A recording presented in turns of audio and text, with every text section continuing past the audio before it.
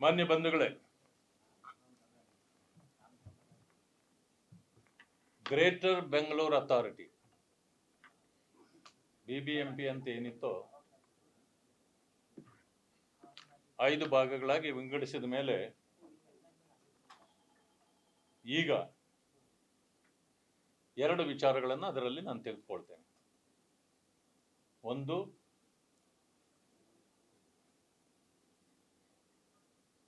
ಗುಂಡಿಗಳಿಗೆ ಹಣ. ಎರಡನೇದು, solid waste ಭ್ರಷ್ಟಾಚಾರ. ಎರಡರಲ್ಲೂ ಕೂಡ there is a rampant corruption. ವ್ಯಾಪಕ ಭ್ರಷ್ಟಾಚಾರ, ಅತಿರೇಕದ ಭ್ರಷ್ಟಾಚಾರ, ನಿಯಂತ್ರಿಸಲಾಗದ ರೀತಿಯ ಭ್ರಷ್ಟಾಚಾರ, ಒಟ್ಟಿಗೆ GBA ಭ್ರಷ್ಟಾಚಾರದ ಕೂಪವಾಗಿದೆ, ಭ್ರಷ್ಟಾಚಾರ ತಾಂಡವಾಡ್ತಾ ಇದೆ ಅಂತಕ್ಕಂಥದ್ದನ್ನ ನಾನು ಅಂಕಿಅಂಶಗಳ ಮೂಲಕ ತಮಗೆ ವಿವರಣೆ ಕೊಡಲಿಕ್ಕೆ ಬಯಸ್ತೇನೆ. ಈಗಾಗಲೇ ಅದರ ಸಚಿವರು ಮತ್ತು ಉಪಮುಖ್ಯಮಂತ್ರಿಗಳು ಆಗಿರ್ತಕ್ಕಂಥ DK ಶಿವಕುಮಾರ್ ಸದನಕ್ಕೂ ಕೂಡ ಮಾಹಿತಿ ಕೊಟ್ಟಿದ್ದಾರೆ.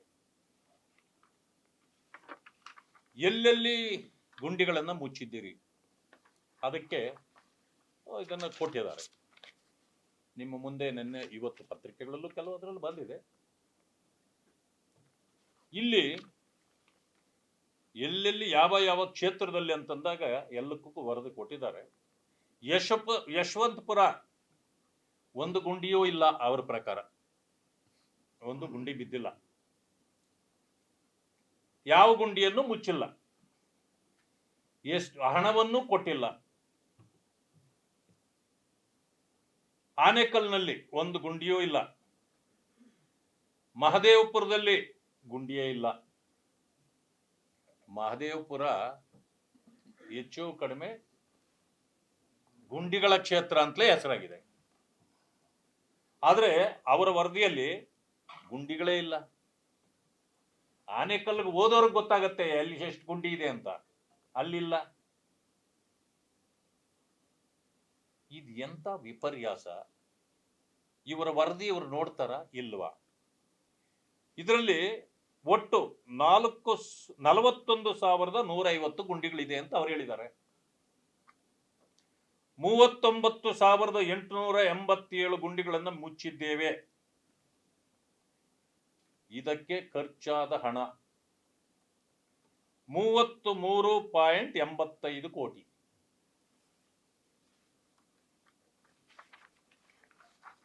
ಅದಾದ ನಂತರ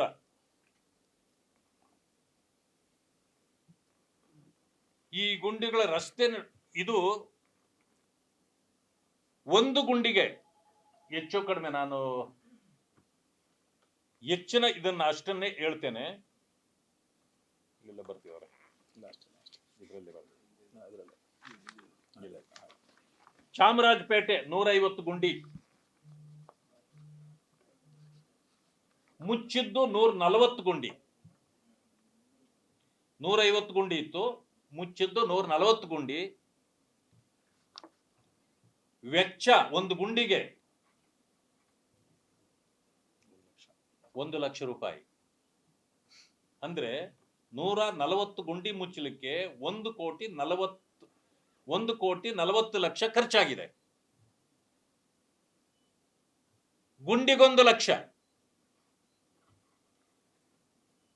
ಗುಂಡಿ ಎಷ್ಟಡಿ ಇರಬಹುದು? 20 ಅಡಿ ಇರ್ಬೋದಾ, ಇಲ್ಲ 10 ಅಡಿ ಇರ್ಬೋದಾ, ಅಥವಾ 5 ಅಡಿ ಇರ್ಬೋದಾ? ಎಷ್ಟಿರ್ಬೋದು? ನಾಚಿಕೆ ಆಗಲ್ಬನ್ರಿ ಅಧಿಕಾರಿಗಳೇ.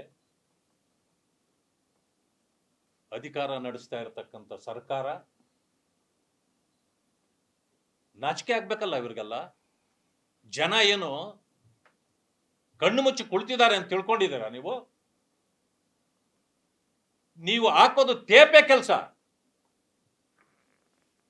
ಎಲ್ಲಿ ಹಳ್ಳ ಬಿದ್ದಿರ್ತದೆ, ಒಂದು ಸಣ್ಣ ಹಳ್ಳ ಬಿದ್ದಿರ್ತದೆ, ಓಡಾಡಕ್ ಆಗೋದಿಲ್ಲ. 2,000, 3,000, ಇಲ್ಲ 5,000, 10,000 ಅಂತ ಇಟ್ಕೊಳ್ಳಿ. ಅದಕ್ಕೆ ಟಾರು ಇದೆಲ್ಲ ಖರ್ಚಾಗುತ್ತೆ ಅಂತ ಇಟ್ಕೊಳ್ಳಿ. 5,000 ಆಗ್ಬಹುದು. 1,00,000 ಅಂತೇಳಿ ನೀವು ಬಿಲ್ಗೆ ಹಾಕ್ತಿ ತೋರಿಸ್ತಿರಲ್ಲ,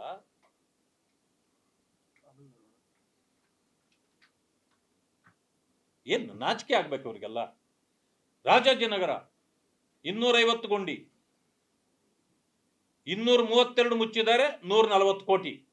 ಮೋಸ್ಟ್ಲಿ ಸ್ಟ್ಯಾಂಡರ್ಡ್ ಮಾಡ್ಕೊಂಡಿದ್ದಾರೆ ಕೋಟಿಗಳನ್ನ ಇವರು.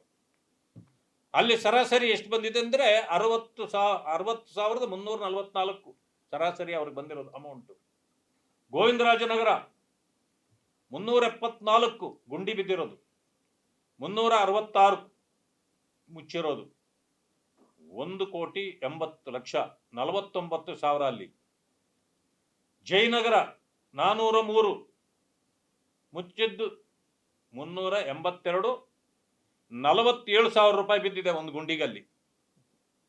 ಯಾಕೆ 1,00,000ದಿಂದ ಕಡಿಮೆ ಮಾಡ್ಬಿಟ್ರಲ್ಲಿ? ಇದೇನು ಸ್ಕ್ವೇರ್ ಫೀಟ್ ರಿಯಲ್ ಎಸ್ಟೇಟ್ ಅಲ್ಲಿ ಮಾಡ್ತಾರಲ್ಲ ಸ್ಕ್ವೇರ್ ಫೀಟ್ ಅಂತ, ಆ ರೀತಿ ಏನಾದ್ರು ಒಂದು ಏರಿಯಾಗೆ ಡಿಫ್ರೆಂಟ್ ರೇಟ್ಸ್ ಏನಾದ್ರು ಮಾಡಿದ್ರ, ಫಿಕ್ಸ್ ಮಾಡಿದ್ದೀರಾ? ಯಾಕೆಂತಂದ್ರೆ ಸದಾಶಿವನಗರದಲ್ಲಿರೋ ರೇಟು ಯಲಂಕದಲ್ಲಿರಲ್ಲ ಸ್ಕ್ವೇರ್ ಫೀಟ್ದು, ಜಯನಗರದಲ್ಲಿರೋದು JP ನಗರದಲ್ಲಿರಲ್ಲ,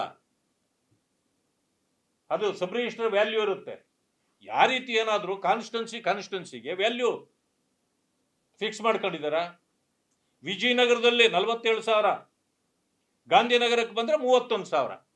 ಅಪ್ಪ ಅಲ್ಲಿ ಸ್ಲಮ್ಗಳಿದೆ ಅಲ್ಲ, ಅದಕ್ಕೆ ರೇಟ್ ಕಡಿಮೆ. ಈ ರೀತಿ ಇದನ್ನ ಮಾಡ್ಕೊಂಡಿದ್ದಾರೆ. ಇದಕ್ಕೆ 33.85 ಕೋಟಿ ಖರ್ಚಾಗಿದೆ. ಇದು ಒಂದು ಕಡೆ. ಇವತ್ತು ಮುಚ್ಚಿ ಆಗೋಗಿದೆಯಲ್ಲ, ಈಗ ಹೋಗಿ ನೋಡಿದ್ರು ಕೂಡ ಈಗಲೂ ಒಂದು 25,000 ಗುಂಡಿ ಸಿಗುತ್ತೆ ಈಗಲೂ ಕೂಡ. ಅದಾದ್ಮೇಲೆ ಇದನ್ನು ಕೇಳ್ತಾರೆ, ಆಕ್ಸಿಡೆಂಟ್ಗಳಲ್ಲಿ ಈ ಗುಂಡಿಗಳ ಕಾರಣದಿಂದ ಎಷ್ಟು ಜನ ಸತ್ತಿದ್ದಾರೆ ಅಂತ ಕೇಳಿದ್ರೆ, ಇವರ ಪ್ರಕಾರ ರಸ್ತೆ ಗುಂಡಿಗಳಿಂದ ಅಪಘಾತ ಉಂಟಾಗಿ ಸಂಭವಿಸಿದ ಸಾವುಗಳ ಸಂಖ್ಯೆ 0. ಗಂಭೀರವಾಗಿ ಗಾಯಗೊಂಡ ಪ್ರಕರಣಗಳ ಸಂಖ್ಯೆ 0. ಪರಿಹಾರ ನೀಡಲಾಗಿರುವ ಪ್ರಕರಣಗಳ ಸಂಖ್ಯೆ 0. ಅಂದ್ರೆ ಏನು ಆಗೇ ಇಲ್ಲ ಬೆಂಗಳೂರಿನಲ್ಲಿ.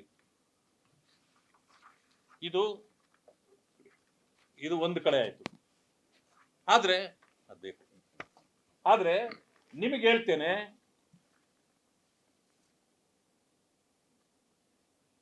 ಕರ್ನಾಟಕದಲ್ಲಿ ಪ್ರತಿದಿನ ಸರಾಸರಿ 31 ಮಂದಿ ರಸ್ತೆ ಅಪಘಾತಗಳಲ್ಲಿ ಆಕ್ಸಿಡೆಂಟ್ ಸಾವನ್ನಪ್ಪುತ್ತಿದ್ದು 86 ಮಂದಿ ಗಾಯಗೊಳ್ಳುತ್ತಿದ್ದಾರೆ ಎಂದು ಇತ್ತೀಚಿನ ಅಧ್ಯಯನವೊಂದು ತಿಳಿಸಿದೆ. ಇದು ವರದಿಗಳು. ಬೆಂಗಳೂರಿನಲ್ಲೇ ಅತಿ ಹೆಚ್ಚು ಸಾವುಗಳು ಸಂಭವಿಸಿದ್ದು 891 ಜನರು ಸಾವನ್ನಪ್ಪಿದ್ದಾರೆ ಈ ಗುಂಡಿಗಳಿಂದ. ಇದು ವರದಿ. ನಿಮ್ಮ ಕಣ್ಣುಗಳಿಗೆ ಏನಾದರೂ ತೊಂದರೆ ಇದ್ರೆ, ಇವೆಲ್ಲ ನಿಮಗೆ ಕಾಣಲಿಲ್ಲ ಅಂದ್ರೆ, ನಾರಾಯಣ ನೇತ್ರಾಲಯ ಇಲ್ಲೇ ಪಕ್ಕದಲ್ಲಿದೆ. ಈ ಅಧಿಕಾರಿಗಳು ಹೋಗಿ ಅದನ್ನ ಸ್ವಲ್ಪ ಸರಿ ಮಾಡಿಸ್ಕೊಳ್ಳಿ ನಿಮ್ಮ ಕಣ್ಣುಗಳನ್ನ. ಅಂಕಿವಾರು ಅಂಕಿಶಂಶಗಳು ಇಲ್ಲೇ ಇದೆ. ರಾಜಧಾನಿ ಬೆಂಗಳೂರು ಅಗ್ರಸ್ಥಾನದಲ್ಲಿದ್ದು 891 ಜನರು ಈ ವರ್ಷ ಬಲಿಯಾಗಿದ್ದಾರೆ. ನೀವು ಏನಿಲ್ಲ ಮುಚ್ಚಿಟ್ಟು ಬೆಂಗಳೂರು ಪ್ರಪಂಚದಲ್ಲಿ ನಂಬರ್ 1 ಅಂತ ತೋರಿಸ್ಲಿಕ್ಕೆ ಪ್ರಯತ್ನ ಮಾಡ್ತಿದ್ದೀರಾ. 891 ಜನ ಬಲಿಯಾಗಿದ್ದಾರೆ ಅಂದ್ರೆ ಸತ್ತಿದ್ದಾರೆ ಅಂತ ಒಂದು ವರ್ಷದಲ್ಲಿ ಈ ಆಕ್ಸಿಡೆಂಟ್ಗಳು ಇವುಗಳಿಂದಾಗಿ. ಬೆಂಗಳೂರಿನ ರಸ್ತೆ ಗುಂಡಿಗೆ ಕೆಲಸಕ್ಕೆ ಹೊರಟಿದ್ದ ಮಹಿಳೆ 2 ವರ್ಷದ ಮಗು ಬಲಿ. ಫೆಬ್ರವರಿಯಲ್ಲಿ. ಇಲ್ಲಿ ಮಾತ್ರ 0.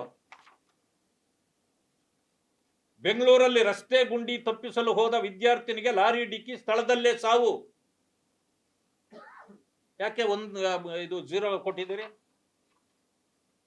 ರಸ್ತೆ ಗುಂಡಿಗೆ ಮಗು ಬಲಿ, ರಸ್ತೆ ಸರಿಯಿಲ್ಲ ಅಂತ ಪ್ರತಿಭಟಿಸಿದ ಅವರ ವಿರುದ್ಧ FIR ಮಹದೇವಪುರದಲ್ಲಿ. ನಿಮ್ಮ ವರದಿಯಲ್ಲಿ ಒಂದು ಗುಂಡಿನೂ ಇಲ್ಲ ಅಂತೀರಿ, ಇಲ್ಲಿ ಗುಂಡಿಯಲ್ಲಿ ಬಿದ್ದು ಸತ್ತವರೇ ಅಂತ ಬರ್ತದೆ ಅಲ್ಲ? ನಿಮ್ಮ ಮುಖಕ್ಕಿಡದ ಕನ್ನಡಿ ಅಲ್ವಾ ಇದು?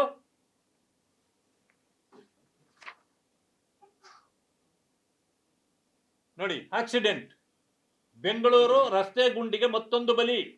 ಇತ್ತ ಮಂತ್ರಾಲಯಕ್ಕೆ ತೆರಳುತ್ತಿದ್ದ ಕಾರು ಅಪಘಾತ, ದಂಪತಿ ದುರ್ಮರಣ. ಇದು ಡಿಸೆಂಬರ್ ಅಲ್ಲಿ. ರೋಡ್ ಆಕ್ಸಿಡೆಂಟ್, ಬೆಂಗಳೂರಲ್ಲಿ ರಸ್ತೆ ಗುಂಡಿಗೆ ಸಾಫ್ಟ್ವೇರ್ ಇಂಜಿನಿಯರ್ ಬಲಿ. ಎಷ್ಟು ಸುಳ್ಳು ಹೇಳ್ತೀರಿ?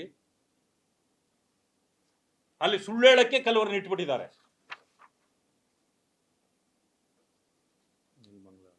ನೋಡಿ, ನೆಲಮಂಗಲದಲ್ಲಿ, ಬೆಂಗಳೂರು ನಗರದಲ್ಲಿ ರಸ್ತೆ ಗುಂಡಿಗೆ ಮತ್ತೊಂದು ಜೀವ ಬಲಿಯಾಗಿದೆ.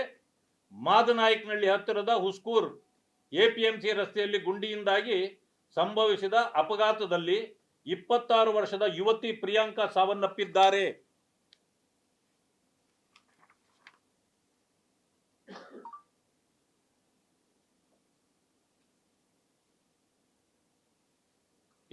ಫೆಬ್ರವರಿ ಗ್ರೇಟರ್ ಬೆಂಗಳೂರು ಗುಂಡಿ ರಸ್ತೆಗೆ ಮತ್ತಿಬ್ಬರು ಬಲಿ, ಕೆಲಸಕ್ಕೆ ಹೊರಟ ಮಹಿಳೆ, 2 ವರ್ಷದ ಮಗು ಸಾವು. ಇಷ್ಟೆಲ್ಲ ಬಂದರೂ ಕೂಡ ಇವು ಇಷ್ಟೊಂದು ನಿರ್ಲಕ್ಷ್ಯದಿಂದ ಮಾತಾಡ್ತೀರಿ, ವರದಿಗಳನ್ನು ಕೊಡ್ತೀರಿ. ನೀವು ಶಾಸಕಾಂಗಕ್ಕೆ ಯೋಗ್ಯರಿದ್ದೀರಾ ನೀವೆಲ್ಲ? ಇವತ್ತು ಕಸ ಇಡೀ ಬೆಂಗಳೂರಲ್ಲಿ ಕಸ ತುಂಬಿಕೊಂಡಿದೆ. ದಿವಸ ಪತ್ರಿಕೆಗಳಲ್ಲಿ ಬರ್ತದೆ, ಒಂದು ದಿನವೂ ಇದರ ಬಗ್ಗೆ ಮಾತಾಡೋದಿಲ್ಲ. ಇವತ್ತು ಕೂಡ ಮಂತ್ರಿಗಳು ಹೇಳಿದ್ದಾರೆ, ಬೆಂಗಳೂರು ಇಸ್ ನಂಬರ್ 1 ಸಿಟಿ. ಯಾವುದರಲ್ಲಿ ನಂಬರ್ 1? ಕಸದಲ್ಲಿ ನಂಬರ್ 1, ಸಾವುಗಳಲ್ಲಿ ನಂಬರ್ 1, ಗಾಂಜಾ ಹೊಡೆಯೋದ್ರಲ್ಲಿ ನಂಬರ್ 1, ಯಾವುದರಲ್ಲಿ ನಂಬರ್ 1?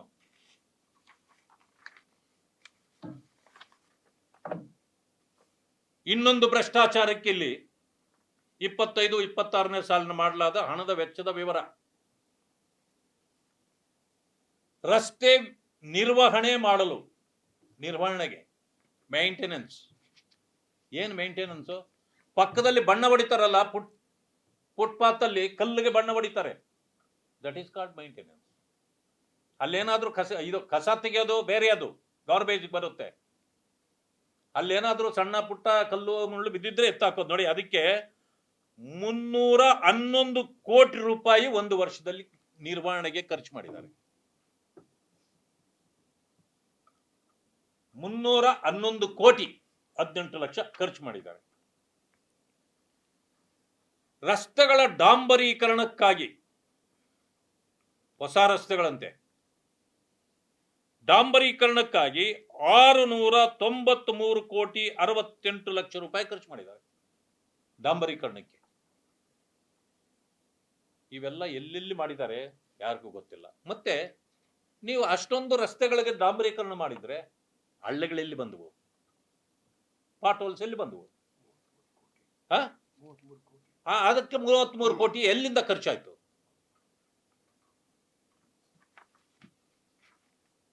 ಈ ರೀತಿ ಸುಳ್ಳು ಹೇಳಿ ವಂಚನೆ ಮಾಡಿ ಇವತ್ತು ಈ ಸರ್ಕಾರ ಜನರಿಗೆ ವಂಚನೆಯನ್ನು ಇದು ಮಾಡ್ತವೆ. ಆಮೇಲೆ ಗಾರ್ಬೇಜ್ಗೆ ನ್ಯೂ ಸೆಸ್ ಹಾಕಿ, ನ್ಯೂ ಟ್ಯಾಕ್ಸ್, ಅದು ಒಂದು ರೀತಿ ಸೆಸ್ ಹಾಕಿದ್ದಾರೆ. ಅಪಾರ್ಟ್ಮೆಂಟ್ಗಳಲ್ಲಿ ಕಸ ಎತ್ತಬೇಕಾದ್ರೆ ಒಣ ಕಸ, ಹಸಿ ಕಸ ಬೇರ್ಪಡಿಸಿ ತೂಕ ಹಾಕಿ ಕೊಡ್ಬೇಕು ಅವರು. ಆನ್ಲೈನಲ್ಲಿ ಹಾಕ್ಬೇಕು. ಅದರಿಂದಾಗಿ ಕಸ ಈಗ ಕಲೆಕ್ಷನ್ನೇ ಆಗ್ತಾ ಇಲ್ಲ ಎಲ್ಲಿನೂ. ಇವರು ಹೋಗ್ತಿಲ್ಲ, ಬೀದಿಯಲ್ಲಿ ಕಸದ ರಾಶಿ ಬೀಳ್ತಾ ಇದೆ. ಅದು ಪತ್ರಿಕೆಗಳು ನೋಡಿ, ಇವತ್ತೆಲ್ಲ ಪತ್ರಿಕೆಗಳನ್ನು ನೋಡಿದ್ರೆ ಜನರಲ್ ವಿಷಯ ನೋಡಿ, ಕಸ ಸಂಗ್ರಹ ವ್ಯತ್ಯಯಕ್ಕಿಲ್ಲ ದಂಡ. ಆಮೇಲೆ ಈ ಟ್ಯಾಕ್ಸ್ ದುಡ್ಡೇನಾಯ್ತು? ಮತ್ತೆ ಹಸಿ ಒಣ ಕಸ ವಿಂಗಡಣೆ ಕಡ್ಡಾಯದಿಂದ ಕಸದ ಸಮಸ್ಯೆ. ಬೆಕ್ಕದಷ್ಟು ಈ ರೀತಿ ಸಮಸ್ಯೆಗಳು ಇವತ್ತು ಬರ್ತಾವೆ. ಕಸ ನಿರ್ವಹಣೆಗಾಗಿ ಸರಿಯಾಗಿ ಮಾಡದ ಗುತ್ತಿಗೆದಾರರ ವಜಾಕ್ಕೆ ಸೂಚನೆ. ಈ ಆಫೀಸರ್ಗಳು ಬೇರೆ, ಇಲ್ಲಿ ವೇಸ್ಟ್ ದಂಡ ಇವರು. ಇದಕ್ಕೊಂದು ಸಪರೇಟ್ ಡಿಪಾರ್ಟ್ಮೆಂಟೇ ಮಾಡಿದ್ದಾರೆ. ಆಮೇಲೆ ದೊಡ್ಡ ವಿಷಯ ಇಲ್ಲಿ ಏನು ಅಂತಂದ್ರೆ, Bengaluru solid waste management limited, ಇಲ್ಲಿ ದೊಡ್ಡ ಕಥೆ ಇದೆ. ಏನಂತಂದ್ರೆ,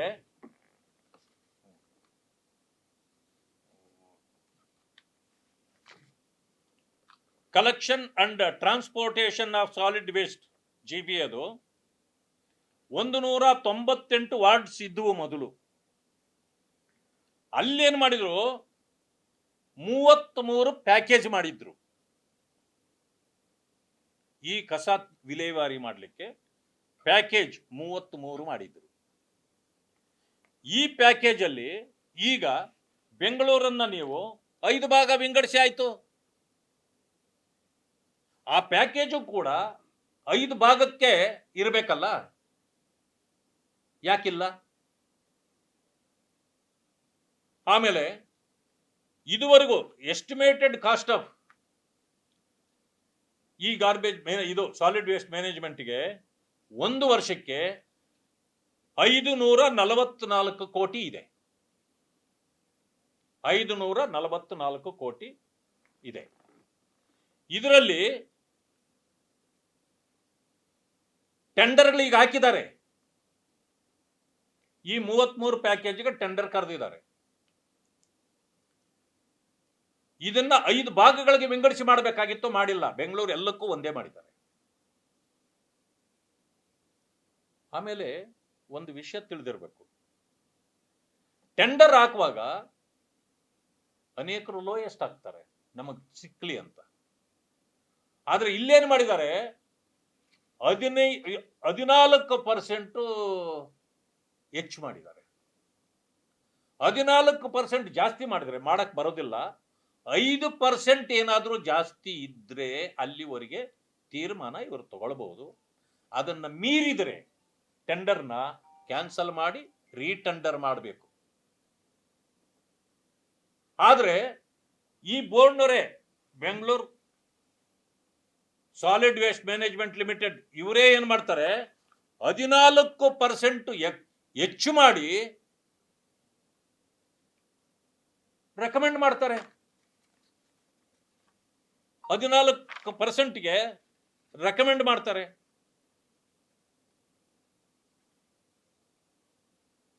ಮಾಡ್ಲಿಕ್ಕೆ ಬರೋದಿಲ್ಲ, ಆದ್ರೆ ಇವರು ರೆಕಮೆಂಡ್ ಮಾಡ್ತಾರೆ.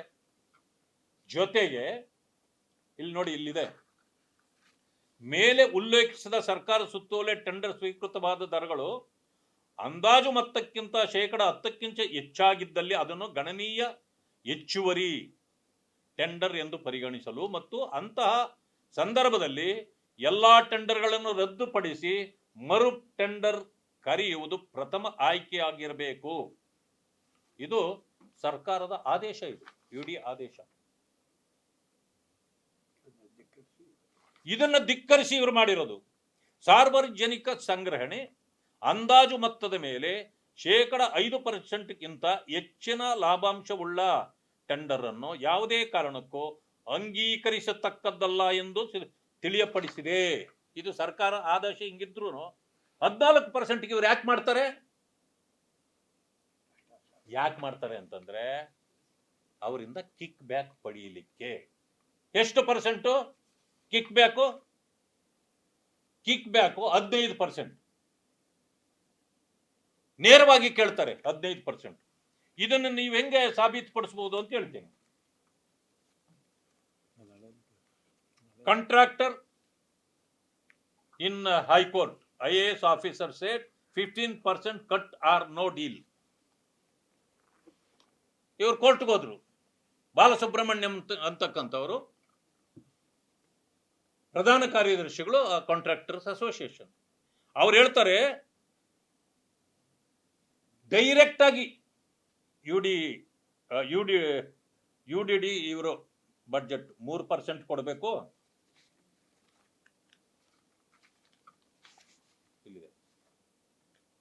BSWML, solid waste management. ಇದು ಇವರಿಗೆ 3% ಕೊಡ್ಬೇಕಂತೆ.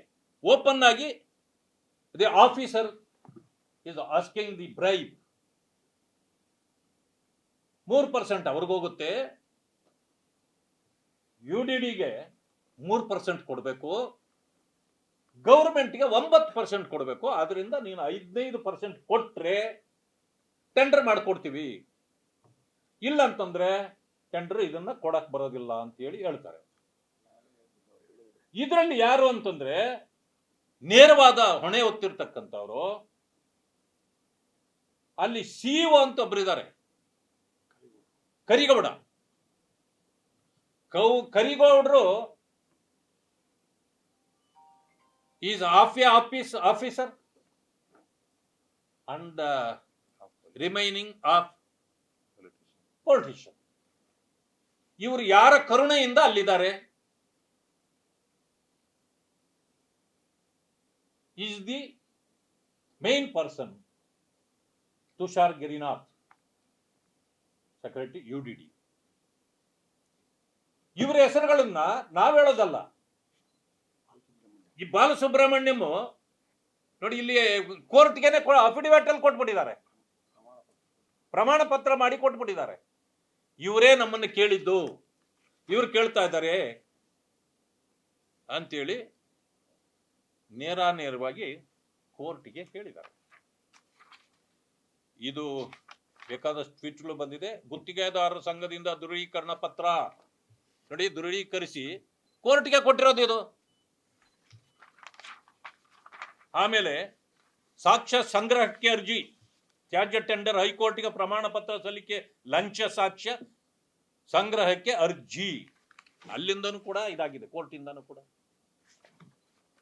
ಇದು ಕೊನೆಗೆ ಎಲ್ಲೋಗ್ತದೆ ನೋಡಿ, 33 ಪ್ಯಾಕೇಜ್ಗಳಾಗ್ತದೆ. ಈ 33 ಪ್ಯಾಕೇಜ್ಗಳಲ್ಲಿ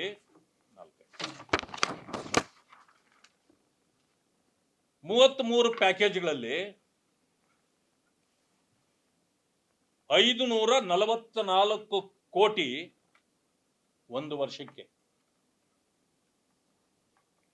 14% ರೈಸ್ ಇನ್ ಟೆಂಡರ್, 14% ರೈಸ್ ಮಾಡಿಬಿಟ್ರೆ ಒಂದು ವರ್ಷಕ್ಕೆ 62 ಕೋಟಿ ಹೆಚ್ಚಾಗತ್ತೆ.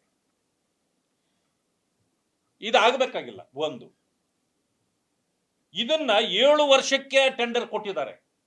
ಟೆಂಡರ್ನ ಕರೆದಿರೋದು 7 ವರ್ಷಕ್ಕೆ. ಟೆಂಡರ್ ಕರೀಲಿಕ್ಕೆ ಇವರ್ಯಾರು?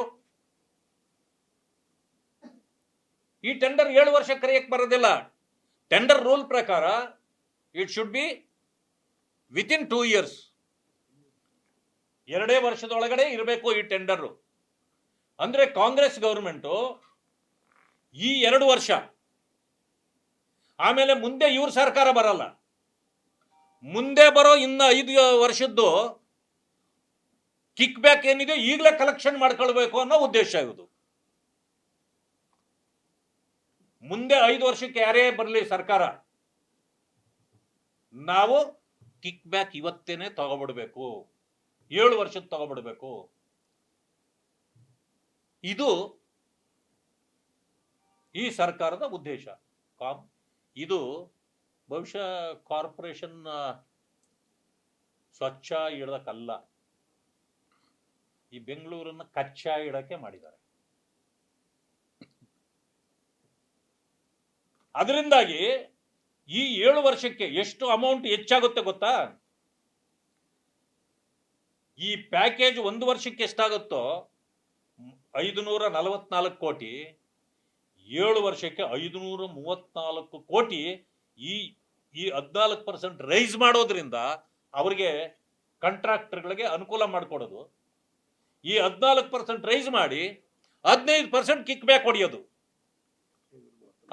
ಇದು ಡೀಟೇಲ್ಡ್ ರಿಪೋರ್ಟ್ ನಮ್ಮ ಹತ್ರ ಇದೆ. ಇದು ಅದರ ಜೊತೆಗೆ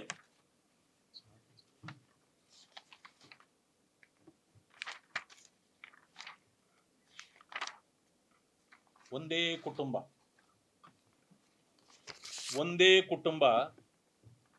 ಈ ಎಷ್ಟು ತಗೊಂಡಿದ್ದಾರೆ ಅಂತಂತಂದ್ರೆ ರೆಡ್ಡೀಸ್ ಅಂಡ್ ಫ್ಯಾಮಿಲೀಸ್ ಪ್ಯಾಕೇಜ್ ಎಷ್ಟು ತಗೊಂಡಿದ್ದಾರೆ? 1 2 3 4 5 6 7 8 9 10 11 12 13 ಪ್ಯಾಕೇಜು ಒಂದೇ ಫ್ಯಾಮಿಲಿಯವರಿಗೆ. ಅದು ಹೇಗೆ ಸಾಧ್ಯ? ಇನ್ನೊಂದು ಯಾವುದೋ ಒಂದು ಟೀಮ್ಗೆ 3 6 9 ಜನರಲ್ ಸಿಕ್ಕಿರೋದು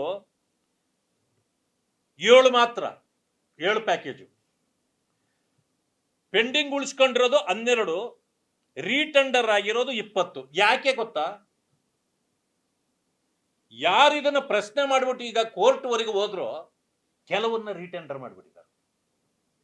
ಈಗ ಬಾಲಸುಬ್ರಹ್ಮಣ್ಯಂ ಅವ್ರನ್ನ ಟೀಮನ್ನು ಕರೀತಾ ಇದ್ದಾರೆ. ಏನಕ್ಕೆ ಅಂದ್ರೆ, ನೀವು ಕಾಂಪ್ರಮೈಸ್ ಮಾಡ್ಕೊಂಡ್ಬಿಟ್ಟು ಕೇಸ್ ವಾಪಸ್ ತಗೊಳ್ಳಿ, ನಿಮ್ಮ ಟೆಂಡರ್ಗಳನ್ನ ನಾವು ಅಕ್ಸೆಪ್ಟ್ ಮಾಡ್ತೀವಿ. This is the